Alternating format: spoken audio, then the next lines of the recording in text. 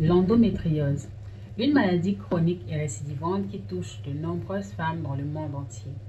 Qu'elles soient d'origine africaine, caucasienne ou encore asiatique, vous êtes peut-être victime ou même connaissez quelqu'un dans votre entourage qui souffre de cette maladie-là.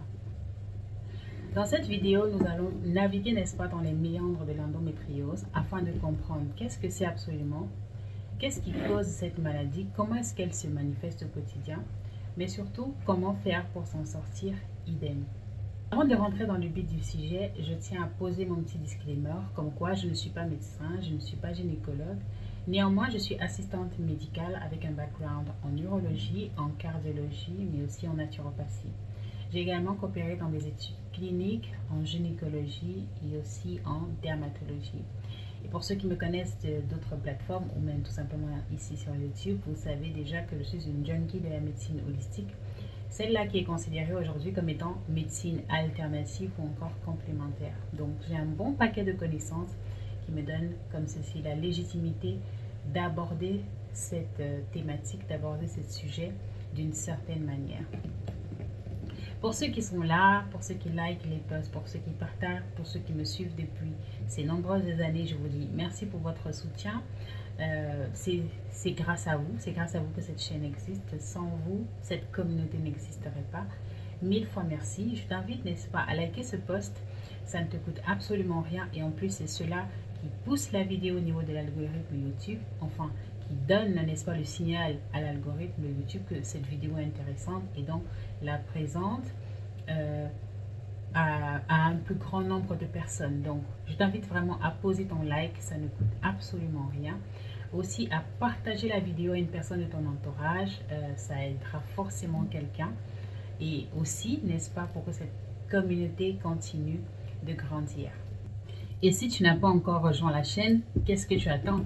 Dès maintenant, tu peux rejoindre la communauté Eat Pretty with Grace pour bénéficier de contenus encore plus élaborés, encore plus instructifs, encore plus riches, qui seront disponibles, n'est-ce pas, à un public bien précis.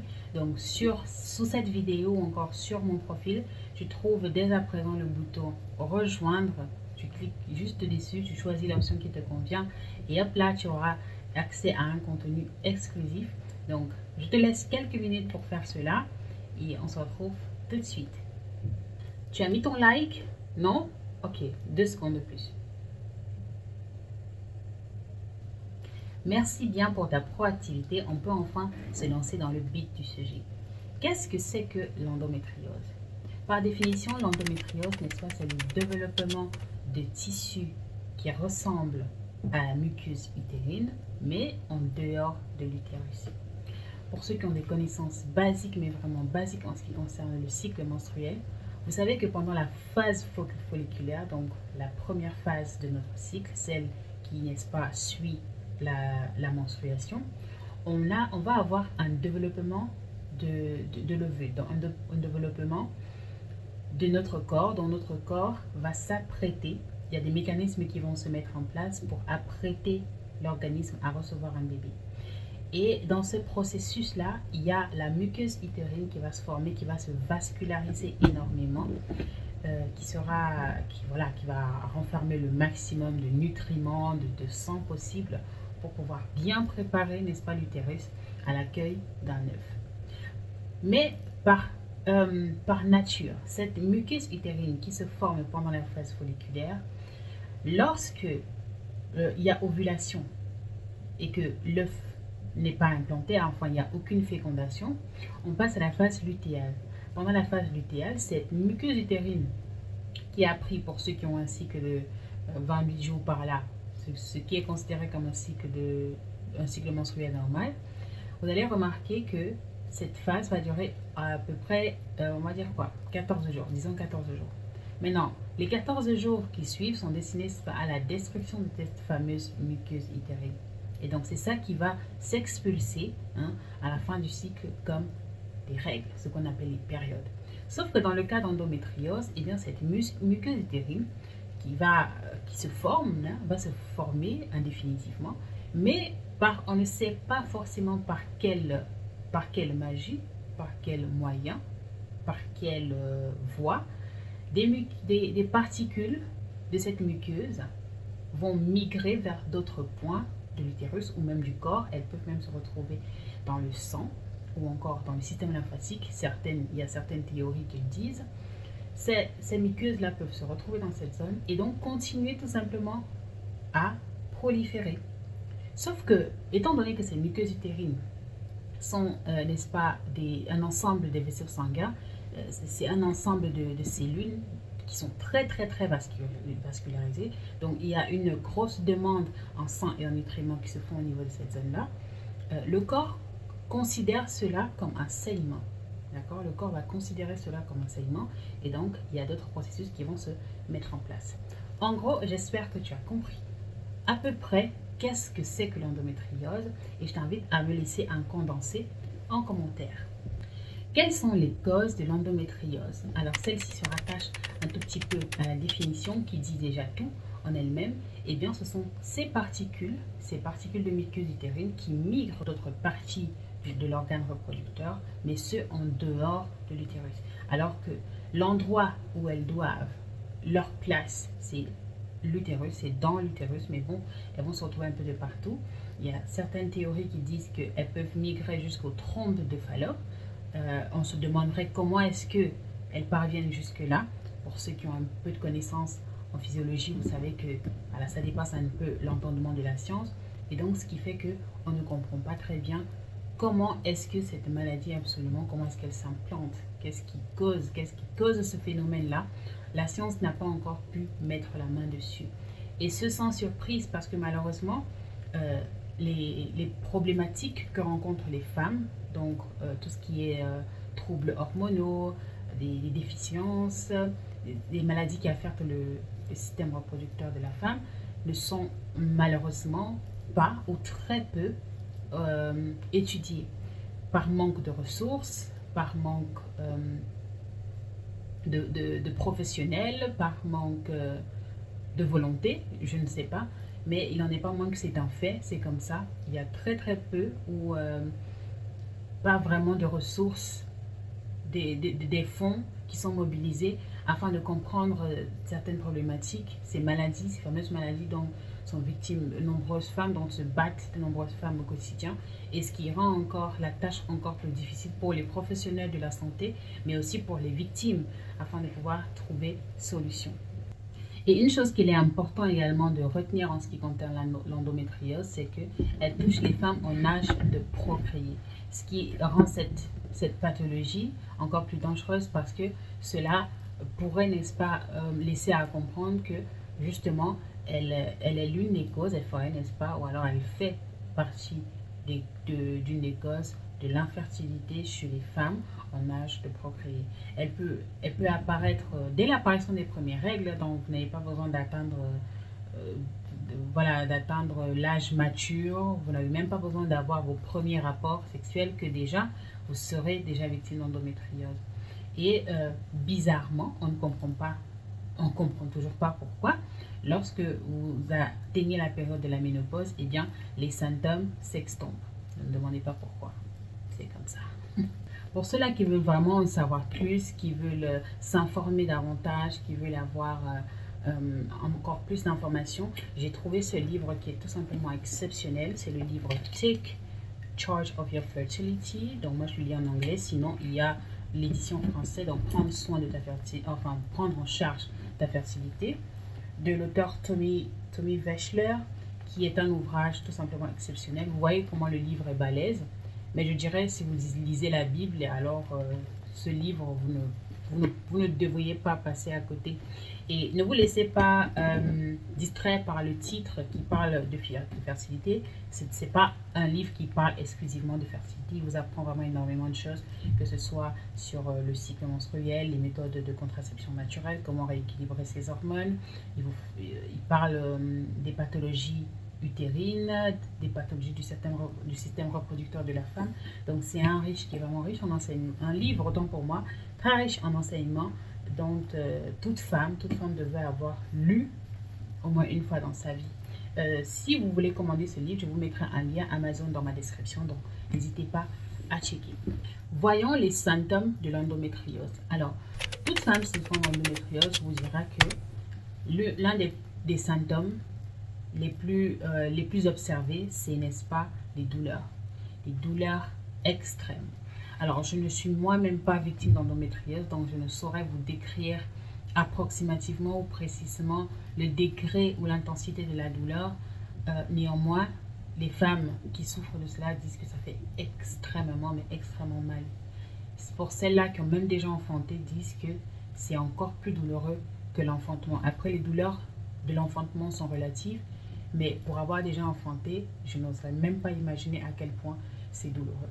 Donc, des douleurs extrêmes, des douleurs insupportables, des douleurs incroyablement sévères. Première caractéristique, que vous serez peut-être victime d'endométriose.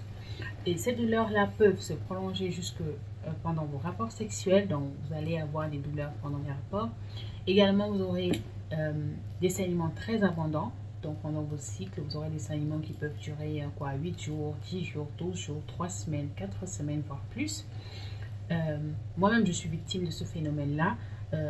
J'ai déjà implémenté plusieurs méthodes qui m'aident progressivement à le réserver. Je partage d'ailleurs cela. Je le partagerai en tout cas prochainement pour ceux-là qui rejoindront la communauté. Donc, d'où l'importance de rejoindre la communauté. Je partagerai avec vous tout ce que j'ai déjà pu faire pour m'aider à vivre encore plus en harmonie avec ce déséquilibre hormonal. Donc, ce n'est pas une pathologie, enfin, ce n'est pas la fin du monde, vous pouvez vivre avec, et c'est d'ailleurs ce qu'on nous demande de faire au quotidien, hein. Buvez de l'eau, faites de l'exercice, mangez équilibré, et voilà, débrouillez-vous. Donc, il y a bel et bien des solutions pour apaiser les symptômes, et il faut tout simplement apprendre, savoir comment est-ce que ça se fait. Autre symptôme que vous pourrez observer, il y a ce qu'on appelle le syndrome prémenstruel, donc à l'approche de votre cycle, vous allez peut-être observer, n'est-ce pas, des sauts d'humeur, la poitrine qui va gonfler, des inconforts digestifs, etc. C'est ce qu'on appelle, n'est-ce pas, des syndromes prémenstruels. Pour certains, il y a même, pour certaines femmes, elles vont observer de l'acné, donc l'acné ou alors un changement drastique au niveau de leur peau, une sorte de dégradation. Hein. Le terme n'est peut-être pas approprié, mais voilà. Leur peau, donc la beauté, la santé, le rayonnement de leur peau vont en prendre un coup. Ce qui fait que voilà, certaines même perdent confiance en elles, ne se sentent plus assez belles, ne se sentent plus assez bien dans leur corps, dans leur peau. Et voilà, ceci peut être une caractéristique que effectivement tout ne va pas très bien dans votre corps. Ensuite, vous allez remarquer de la fatigue, donc vous avez une baisse d'énergie drastique, des étourdissements, des nausées.